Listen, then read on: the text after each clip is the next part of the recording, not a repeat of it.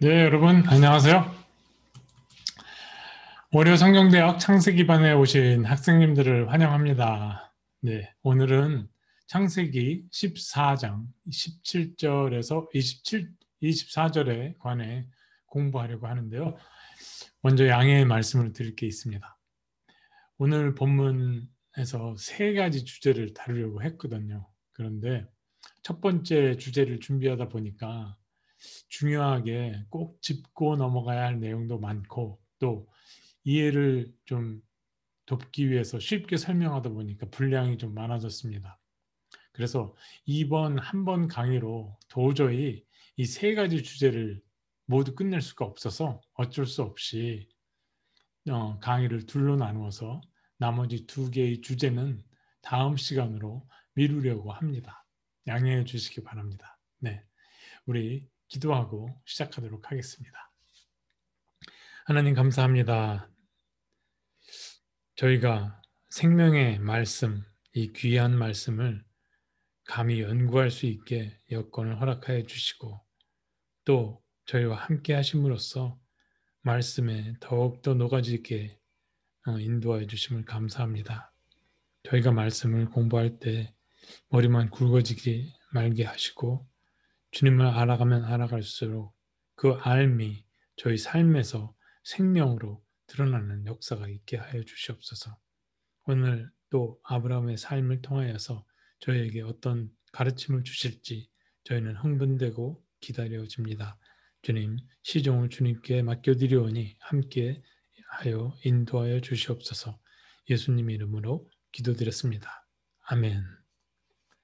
네, 오늘은 15번째 강의 의로운 사람 아브람입니다. 자, 먼저 스크린을 보시면서 우리 다 함께 오늘 본문을 봉독하도록 하겠습니다. 네, 다 보이시나요? 네. 창세기 14장 17절부터 24절의 말씀 함께 봉독하도록 하겠습니다. 17절입니다. 아브람이 그돌라오멜과 그와 함께 한 왕들을 쳐부수고 돌아올 때에 소돔 왕이 사회 골짜기 곧 왕의 골짜기로 나와 그를 영접하였고 살렘 왕 멜기세덱이 떡과 포도주를 가지고 나왔으니 그는 지극히 높으신 하나님의 제사장이었더라. 그가 아브람에게 축복하여 이르되 천지의 주제이시오 지극히 높으신 하나님이여 아브람에게 복을 주옵소서. 너희 대적을 네 손에 붙이신 지극히 높으신 하나님을 찬송할지로다 하매 아브람이 그 얻은 것에서 10분의 1을 멜기세덱에게 주었더라. 소돔 왕이 아브람에게 이르되 사람은 내게 보내고 물품은 네가 가지라.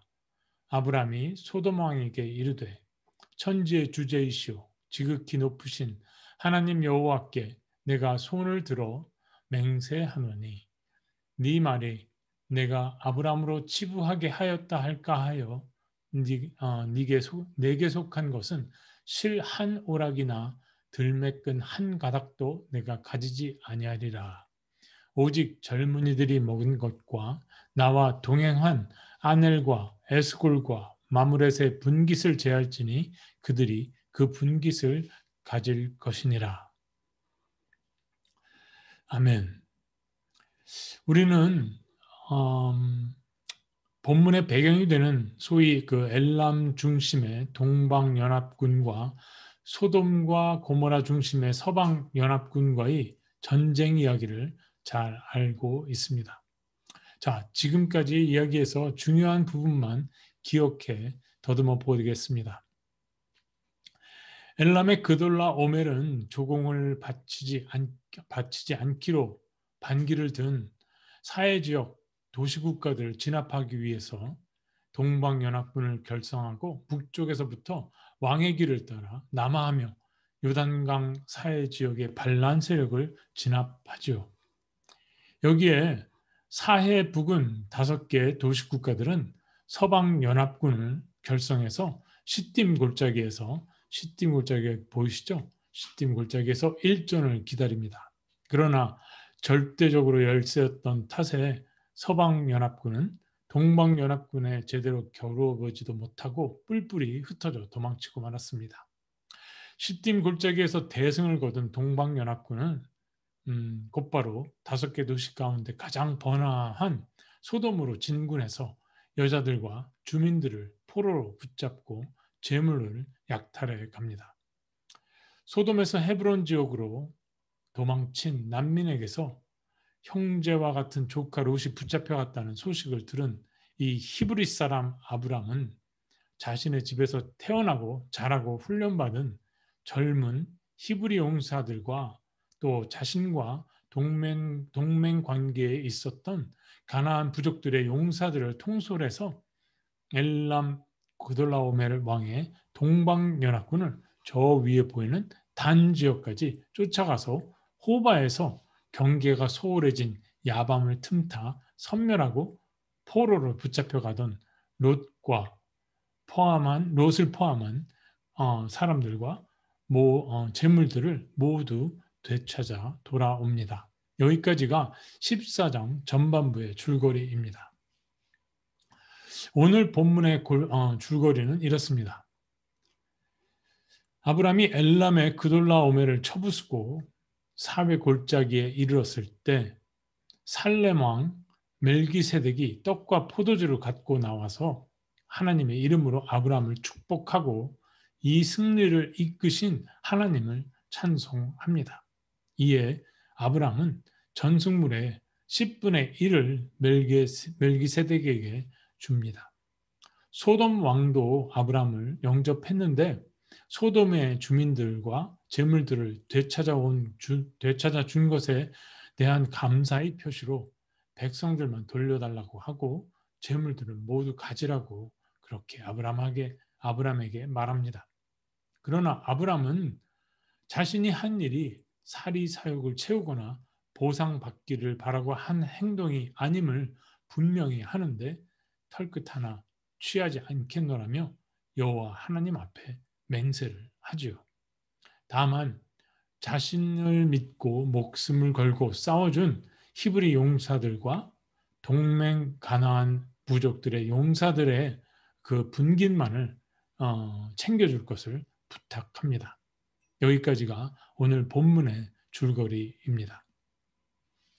자, 오늘 본문 말씀 속에서 우리는 다음 3가지 주제에 대해서 한번 생각해 보고자 합니다.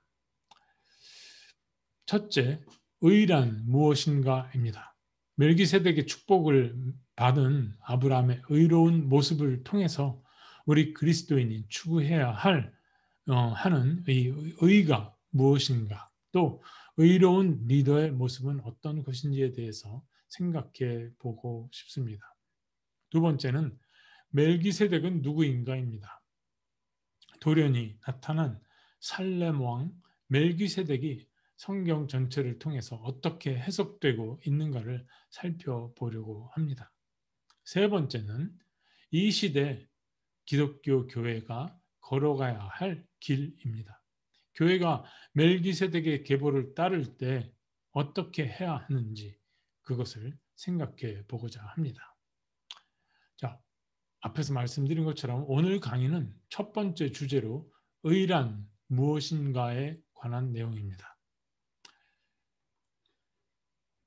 이 의자를 한자로 보면 슬라이드에서 보시는 것과 같습니다. 의자는 양을 뜻하는 양자가 나를 뜻하는 아자 위에 올라 앉은 듯한 모습입니다. 어깨 위에 양 한 마리를 이렇게 짊어지고 있다고 상상해 보시면 됩니다. 이게 의롭다 할 때 의자입니다. 저는 이 글자를 볼 때마다 공의 또는 정의와 연관지어서 생각나는 이야기가 있습니다. 누가복음 15장에 나오는 이야기인데요.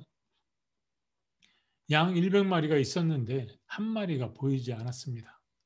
양치기는 99마리의 양을 안전한 곳에 두고 길 잃은 한 마리의 어린 양을 찾아 헤매고 또 헤매다가 드디어 찾아냅니다. 얼마나 기쁜지 어깨에다가 냅다 짊어지고 돌아왔다는 그런 이야기입니다. 사진에서 양치기가 양 한 마리를 어깨에 짊어지고 돌아오고 있습니다. 예수님은 길 잃은 어린 양을 찾은 양치기, 또 잃어버린 드라크마 한 입 이야기를 들려주시고는 돌아온 탕자로 알려진 잃어버린 아들 이야기를 들려주시죠. 슬라이드에서 보시는 그림은 아버지와 두 아들의 심리적 상태를 사실적으로 묘사한 것으로 잘 알려진 그 유명한 렘브란트의 돌아온 탕자입니다. 이 세 이야기를 통해서 예수님은 의라는 개념을 잃었던 하나를 되찾게 됨으로써 관계가 전체가 온전해진다. 역으로 말하면 하나 부족해도 관계는 온전하지 않다는 관점에서 설명해 주신 것이었죠. 예수님의 의의 개념은 오늘 우리가 공부하는 창세기에서도 동일하게 찾아볼 수 있습니다. 자, 그러면 성경에서 말씀하는 의에 대해서 알아볼까요? 예. 지난 시간에 공부한 정의와 긍휼 그 슬라이드를 보시면서 설명을 들으시기 바랍니다. 성경 전체를 통하여서 의란 하나님의 공의를 말합니다. 공의란 무엇인가? 언약 안에서 하나님과의 신실한 관계입니다. 하나님과의 신실한 관계란 모세 오경의 한가운데에 있는 레위기의 핵심 구절인 내가 거룩하니 너희도 거룩하라 라는 말씀이 말하는 바로 거룩입니다. 하나님께서 친수로 써주신 십계명에 비추어 보면 이 거룩한 관계는 하나님과 나 사이의 바른 관계, 그리고 나와 타자 사이의 바른 관계를 동시에 의미합니다. 정리하면 그림에서 보시듯 1번 동그라미 하나님, 그리고 나, 그리고 2번 동그라미 타자, 이 사이에 거룩한 관계가 하나님과의 신실한 관계가 되며 이것이 하나님의 공의라는 것입니다. 그러니까 하나님의 의는 개인적이지 않고 공동체적인 그런 커뮤니티의 개념인 것입니다. 그렇다면 이 거룩한 관계는 어떻게 이루어질까요? 그것은 인간이 언약의 하나님께 순종할 때 비로소 이루어집니다. 순종이란 무엇입니까? 순종은 듣고 복종하는 것입니다. 영어로 말하면 hear and obey. 이것이 순종이라는 것이죠. 순종은 맹목적인 복종, 맹종이 아니라는 것입니다. 다음 두 성경 구절을 보시기 바랍니다. 먼저 요한복음 3장 36절의 말씀입니다. 아들을 믿는 자에게는 영생이 있고 아들에게 순종하지 아니하는 자는 영생을 보지 못하고 도리어 하나님의 진노가 그 위에 머물러 있느니라. 이 말씀에서 요한 사도는 믿음과 순종을 동일시합니다. 다음은 히브리서 3장 18절과 19절의 말씀입니다. 또 하나님이 누구에게 맹세하사 그의 안식에 들어오지 못하리라 하셨느뇨 곧 순종치 아니하던 자에게가 아니냐 이로 보건대 그들이 믿지 아니함으로 능히 들어가지 못한 것이라. 히브리서 기자도 이 말씀에서 믿음과 순종을 같은 뜻으로 보았습니다. 그러니까 하나님과의 거룩한 관계에서는 순종은 곧 믿음이 되는 것입니다. 다시 말해서 하나님과의 언약적 관계에서 순종과 믿음은 같은 말이라는 것입니다. 종합할 때 하나님의 신실하심에 대하여 인간이 신실함으로 나아갈 때 그제야 비로소 하나님의 공의가 세워진다는 것입니다. 물론 하나님과 나 사이의 관계, 그리고 나와 타자 사이의 관계가 바르게 세워지는 것입니다. 네. 그런데 이렇게 언뜻 들어보면은요, 하나님과의 언약적 관계가 성립하느냐, 성립하지 않느냐, 그 주도권이 마치 하나님이 아닌 우리 인간에게 있는 것처럼 그렇게 들립니다. 왜냐하면 하나님은 신실하신데 인간이 신실하지 않으면 의로운 관계가 성립될 수 없으니까 말입니다. 그러면 왜 인간에게 주도권이 있는 것처럼 그렇게 보일까요? 짐작하시겠지만 하나님의 약속은 쌍방의, 이렇게 비즈니스 계약처럼 쌍방의 의무 성실 이행을 조건으로 하는 계약, 컨트랙트가 아니라 하나님의 일방적인 은혜인 언약, 커비넌트이기 때문에 그렇습니다. 이걸 잊지 마셔야 해요. 일방적인 하나님의 은혜다. 하나님은 언약을 하실 때 주권으로 섭리를 정해놓으시고 역사를 진행시켜 나가시고 계십니다. 그래서 이게 하나님의 연약함이자 또 강직함이기도 한데, 하나님은 당신의 언약에 대하여 영원히 그리고 변함없이 신실하실 수밖에 없다는 것입니다. 그러니 잘 모르니까 관계의 주도권이 인간에게 있는 것처럼 보이는 것뿐이죠. 그래서 인간이 착각하지 말아야 할 것은, 어떤 인간이 언약을 향하여 신실하지 못해도 그 사람 없이 하나님은 선택하신 사람들을 통해서 언약을 이루어 가신다는 사실입니다. 자, 그러면 이제 유명한 하박국 선지자와 바울 사도의 말씀을 보도록 하겠습니다. 잠깐만요. 슬라이드를 다시 보여드리겠습니다. 네. 유다가 바빌론 제국에 의해 멸망을 당하기 전에 하박국 선지자는 당시 유다 사회의 불의를 보고 이렇게 표현했습니다. 의인은 그의 믿음으로 말미암아 살리라. 사람이 언약을 향하여 신실하게 반응할 때 비로소 하나님과 올바른 관계에 놓이게 되고 하나님의 생명 안에 거하게 된다라는 말씀입니다. 이게 무슨 뜻일까요? 쉽게 표현하면 하박국 선지자가 이렇게 말하고 있는 겁니다. 너희들 잘 들어. 불의가 판을 치는 세상에서 하나님을 경외하고 이웃을 돌보지 않으면 하나님 나라에 들어갈 수 없다. 이렇게 따끔하게 충고하는 것입니다. 인간의 도리를 강조한 것이었죠. 그런데 바울 사도는 하박국 선지자의 말씀에 이런 조건을 답니다. 복음에는 하나님의 의가 나타나서 믿음으로 믿음에 이르게 하나니. 왜 그랬을까요? 바울 사도는 인간의 믿음, 그 인간의 믿음 앞에서 그보다 먼저 하나님의 신실하심을 강조하려 했던 것이었습니다. 무슨 말이냐 하면 바울 사도가 이렇게 말하는 겁니다. 쉽게 말해서 하박국 선지자가 한 말을 너희도 다 기억하겠지. 그런데 말이다. 너희가 그 전에 기억해야 할 게 있어.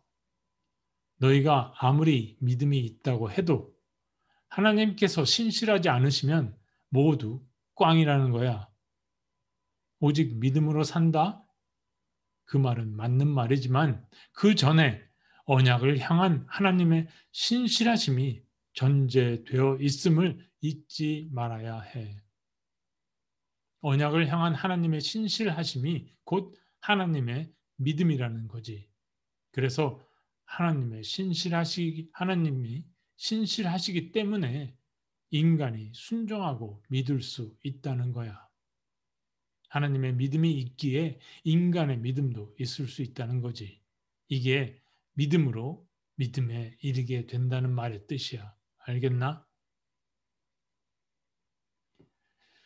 자, 이렇게 쉽게 풀어보았는데요. 야, 이게 아주 요즘 아이들 말 맞다나 이 뼈 때리는 말이 되는 게 사도 바울은요. 자칫해서 자기가 혼자 믿어서 천국 간다고 하는 이 자기 의에 빠질 수 있는 위험에 경종을 울리고 있는 겁니다. 그렇다면 복음에는 하나님의 의가 나타나서 믿음으로 믿음에 이르게 하나니 기록된 바 의인은 오직 믿음으로 말미암아 살리라 라는 말씀을 어떻게 이해해야 할까요? 이걸 풀어서 설명해 보겠습니다. 복음은 예수 그리스도의 십자가와 부활을 통해 오시는 하나님의 나라입니다. 그렇죠? 잘 따라와 보시기 바랍니다. 예수 그리스도의 십자가는 죄 사함을 통한 관계의 회복이자 하나님의 나라로 들어가는 문입니다. 맞습니까? 자, 예수님의 십자가는 언약의 성취입니다. 그렇죠? 그러므로 예수님의 십자가는 언약을 향한 하나님의 신실하심이 단번에 once for all 단번에 증거된 사건입니다. 맞죠? 이 하나님의 신실하심이 먼저 있기 때문에 인간은 비로소 신실할 수 있습니다. 예수 그리스도의 말씀에 신실하게 순종할 수 있다는 것입니다. 인간이 이렇게 신실하게 순종으로 반응할 때 이 반응이 믿음이 되는 거고 신앙이 되는 겁니다. 그래서 믿음은 나의 십자가를 지고 예수의 길을 따라가는 삶이 되며 그 삶 속에서 하나님과 나 그리고 나와 타자 사이의 관계가 올바르게 정립되어 가는 것입니다. 그래서 믿음으로 영원한 생명을 기업으로 받게 된다고 하는 겁니다. 이것이 로마서에서 바울 사도가 증거하는 믿음과 의입니다. 의와 믿음에 대하여 이렇게 좀 정리가 되셨기를 바랍니다. 이런 시각에서 바라볼 때 의로운 사람 아브람은 믿음의 사람 아브람이 되는 것이죠.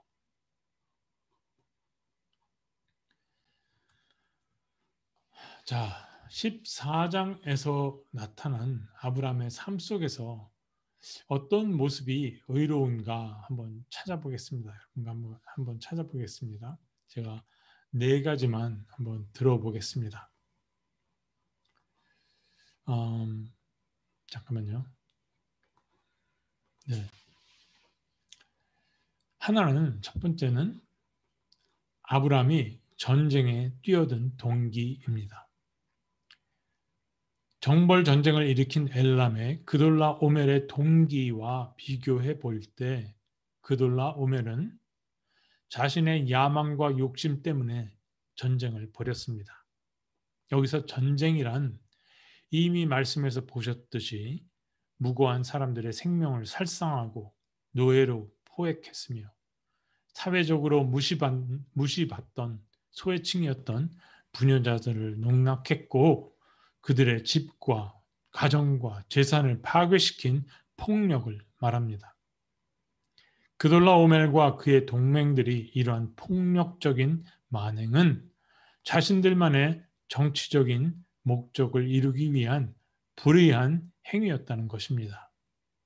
반면에 아브람은 핍박과 고통을 당하는 형제와 같은 롯과 그의 일가 그리고 가나안 포로들과 난민을 향한 긍휼함으로 전쟁에 뛰어들었습니다. 그 결과 아브람은 잃어버린 양 한 마리를 되찾은 것처럼 잃어버린 드라크마 동전 한 입을 되찾은 것처럼, 그리고 잃어버린 아들을 되찾은 것처럼 찌그러졌던 공동체의 관계를 온전케 만들었던 것입니다. 회복시켰던 것이죠. 아브라함은 하나님께서 약속하신 대로 히브리인이든 가나안이든 모든 사람들이 모여 사는 공동체의 덕이 되었던 것이었습니다. 두 번째는 아브라함이 전승물의 10분의 1을 멜기세덱에게 바침으로써 아브라함은 전쟁을 승리로 이끄신 분이 하나님이심을 고백했고 하나님의 은혜에 감사했다는 것입니다. 아브라함은 하란에서부터 시작하여서 세겜, 베델과 아이 사이의 산지, 애굽, 마므레로 이어지는 낯선 땅 가나안 지역에서의 이민 여정을 통해서 자신을 부르신 하나님께서 어떤 분이신지 서서히 알아갔을 겁니다. 마므레에 머무른 동안 히브리 사람 아브라함의 일가가 한 가정이 어느새 히브리 부족으로 성장하였고 게다가 가나안 지역에서 영향력을 행사할 정도로 이르게 되었다는 사실은 아브라함이 마므레에서 하나님과 동행하며 하나님의 축복을 받았음을 의미한다고 할 수 있을 것입니다. 이것은 하나님과 아브라함 사이의 관계가 친밀했다는 것을 의미합니다. 세 번째는요, 아브라함은 자신을 믿고 목숨을 불사한 히브리 용사들과 가나안 용사들의 공로를 잊지 않는 지도자였다는 사실입니다. 아브라함은 소돔 왕의 제안에도 불구하고 전쟁을 승리로 이끌고 포로로 잡혀간 소돔 지역의 주민들과 약탈당한 재물들을 모두 되찾아온 대가로 소돔 왕으로부터 그 어떤 것도 받지 않았습니다. 이러한 아브라함의 결정과 선택은 그가 전쟁에 참여한 이유가 탐욕 때문이 아님을 보여주고 또 동시에 전쟁을 이끄신 분이 하나님이심을 진심으로 고백하는 행동이었던 것입니다. 전쟁의 승리의 기쁨에 도취되어 있을 시각에 아브라함은 자신들의 용사들, 히브리인이건 가나안이건 상관없이 그들의 희생을 기억하며 그 공로에 대한 대가만을 요구했습니다. 약한 곳, 낮은 곳, 처진 곳, 그늘진 곳, 소외된 곳을 챙기는 아브라함의 긍휼함은 여기서도 빛나고 있었던 것입니다. 자, 네 번째입니다. 아브라함은 히브리의 미래 세대의 의를 교육하는 사람이었습니다. 본문의 마지막 24절을 세번역 성경으로 보면 이렇게 되어 있습니다. 나는 아무것도 가지지 않겠습니다. 다만 젊은이들이 먹은 것과 나와 함께 싸우러 나간 사람들 곧 아넬과 에스골과 마므레에게 돌아갈 목만은 따로 내놓아서 그들이 저마다 제 몫을 가질 수 있게 하시기 바랍니다. 이 문장에서 아브라함은 자신의 가게에서 태어나고 자라서 훈련받은 318명의 히브리 용사와 가나안 동맹부족의 용사들을 구분짓고 있습니다. 아브라함은 318명의 히브리 용사들을 젊은이들로 표현했고 가나안의 아넬, 에스골, 마므레의 용사들은 사람들로 달리 표현함으로써 구분을 짓고 있습니다. 그리고 히브리 용사들에게 챙겨줄 것은 그저 먹은 음식뿐이고 가나안 용사들에게 챙겨줄 것은 전승물의 분깃이라고 명시합니다. 다시 말해서 히브리 용사들은 이미 먹은 음식 말고는 승리의 대가로 더 이상 가져가지 않겠다는 것이었습니다. 아브라함은 앞으로 히브리 부족의 미래를 이끌어갈 다음 세대들에게 어려움을 처한 사람을 도와줄 때는 어떻게 해야 하는지, 그리고 더 중요한 것은 히브리 족속은 오직 여호와 하나님만을 의지해서 살아가야 할 것을 가르쳤던 것입니다. 아, 이거 멋있지 않습니까? 이상과 같이 이 네 가지가 믿음의 사람 아브라함의 의로운 행동이었습니다. 아브라함의 믿음에서 우리가 눈여겨볼 것은 두 가지입니다. 하나는 믿음에는 삶 속에서 행함이 따른다는 것입니다. 다른 하나는 믿음은 공동체를 전제로 한다는 것입니다. 자, 지금까지 첫 번째 주제, 성경에서 말하는 의에 대해서 살펴보았는데요. 아브라함이 전과 전혀 다르게 보이지 않습니까? 제가 아브라함의 승리를 과대평가했다고 생각하실지 모르지만은 그건 중요한 것이 아닙니다. 아브라함은 동방의 강대국을 히브리어 원문은 선멸했다거나 물리친 것이 아니라 스마이트, 그냥 완전히 선멸했다고 그렇게 표현을 하고 있는데요. 이 강대국들을 선멸한 이 승리 때문에 가나안 지역뿐만 아니라 이 고대 근동 전역에 히브리 사람 아브라함으로 이름이 입에서 입으로 빠르게 퍼져나가고 있는 중입니다. 그럼에도 불구하고 말씀을 통해서 아브라함에게로부터 느껴지는 분위기는 전혀 들떠있지 않습니다. 차분합니다. 이 정도면 아브라함은 정말 하나님 앞에 의로운 믿음의 사람으로 그 이런 절정에 다다랐다고 볼 수 있지 않겠습니까?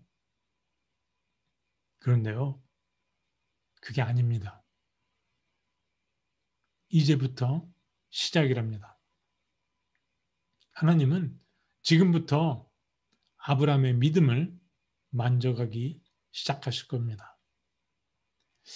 이상하리만큼 아브라함을 봐도 그렇고 또 성경의 인물들을 봐도 그렇고 또 여러분과 저의 신앙생활을 봐도 그렇고요. 우리가 됐다고 생각할 때 그때부터 하나님은 시작하십니다. 그런 경험 해보셨죠? 자, 믿음 생활은 어쩌면 가정 안에서보다 가정 밖에서 더 수월한지도 모르겠습니다. 왜 그럴까요? 나 자신의 본연의 모습을 바깥에서는 숨길 수 있으니까 그런 건 아닐까요? 그래서 하나님은 가정 밖으로부터 가정 안으로 이렇게 조금씩 범위를 좁혀 가시면서 삶의 구체적인 부분에서 아브라함의 믿음을 만져갈 것입니다. 눈여겨보시기 바랍니다. 네. 자, 오늘 강의 첫 번째 주제에 관한 의에 관한 내용은 여기까지입니다. 제가 공통 질문 올려드리겠습니다. 잠깐만 기다리세요. 네. 자, 함께 생각하는 공통 질문입니다. 1번, 오늘 강의를 통하여 알게 된 성경에서 말하는 의의 개념을 자기의 말로, 여러분 자신의 말로 한번 정리해 보시기 바랍니다. 의는 무엇입니까? 하나님의 의는 무엇입니까? 또 하나님의 정의와 세상의 정의는 같습니까? 다릅니까? 왜 다르나요? 다르면 어떻게 다른가요? 두 정의가 이렇게 부딪힐 때 우리는 어느 정의를 따르겠습니까? 그것이 쉬울까요? 어려울까요? 한번 생각해 보시기 바랍니다.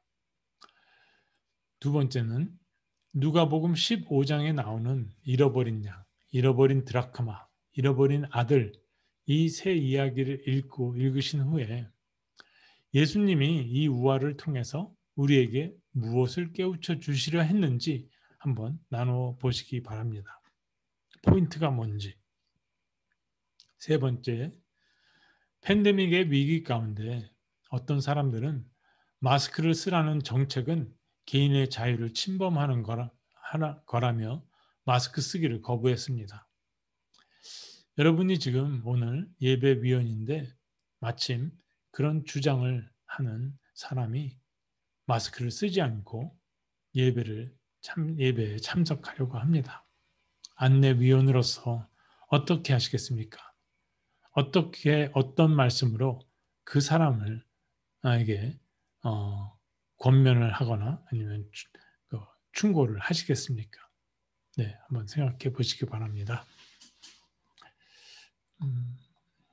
그리고 다음은 15강 자기학습인데요. 줌 토의 예정대로 4월 26일 날 갖도록 하겠습니다. 7시 반이고요. 또 숙제 있습니다. 창세기 14장, 또 창세기 15장 누가복음 15장을 한번 읽어보시고 또 공통질문 생각하시고 정리해 보세요. 세 번째는 제가 또 이 링크를 하나 보내드릴 텐데 이것은 이제 자기 성격, 그러니까 자기가 어떤 사람인가를 그 유형을 한번 테스트해보는 그런 앱입니다. 그런데 이 앱을 한번 통해서 여러분들이 어떤 유형의 사람인지 한번 체크해 보시기 바랍니다. 아주 정확한 건 아닌데 애니어그램이라고 해서 심리학 쪽에서 많이 이용되고 있는 자기 유형 분석 그런 프로그램입니다. 그러니까 제가 링크를 창세기반 카톡방에 올려드릴 테니까 시간 나실 때 한번 해보시고 또 줌 토의 시간에 한번 나눠봤으면 좋겠습니다. 저는 이미 해보았습니다. 네. 자, 이상과 같이 오늘을 마쳤고요. 14장에서 저희가 이제 시간을 굉장히 많이 할애해서 지금 하고 있잖아요. 여러분도 느끼시지만 왜 그러냐면 이 15장 횃불 언약의 배경이 되기 때문에 그렇습니다. 네, 그리고 성경에서 나오는 기초적인 개념들이 여기서 지금 많이 다루어지고 있기 때문에 한 단어 하나 한 단어 좀 이렇게 깊이를 있게 다루면서 나가고 있습니다. 좀 지루하시더라도 여러분들의 체력 또 근력을 영적 근력을 강화시키는 그런 훈련이라고 생각하시고 잘 따라와 주시기 바랍니다. 네, 기도하고 마치도록 하겠습니다. 하나님, 오늘 아브라함의 그 행동을 통해서 의로움이란 무엇인가, 또 믿음이란 무엇인가, 순종이란 무엇인가 이것에 대해서 생각해 보았습니다. 저희가 아무리 말로 또 이렇게 분석을 하고 이끌고 정리를 한다고 하여도 저희 삶에서 정말 현실로 닥치는 이 상황에서 저희가 어떻게 하나님의 의를 생각하며 또 하나님의 의에 가까운 선택을 해야 할지 주님 그 순간 도와주시기 바랍니다. 지혜를 주시기 바랍니다. 그렇게 하기 위해서 지금 저희가 이렇게 깊게 연구를 하고 있으니 이 연구에서 나눠지는 내용들이 나의 것이 될 수 있도록 그래서 정말 하나님께서 기뻐하시는 제자들의 사람들의 자녀들의 삶이 될 수 있도록 주님 도와주시옵소서. 어려운 이 삶을 살 때 또 더구나 신앙의 십자가를 짊어지고 살 때 부딪히는 여러 어려움을 주님께서 이미 아시고 계시오니 여기 함께 기도하시는 분들 모두 늘 각자의 처소에서 주님께서 동행하셔서 인도하여 주시길 간절히 기도드립니다. 이 모든 말씀을 예수 그리스도의 이름으로 기도드렸습니다. 아멘. 네, 오늘 강의 마치도록 하겠습니다. 함께해 주셔서 감사합니다. 안녕히 계세요.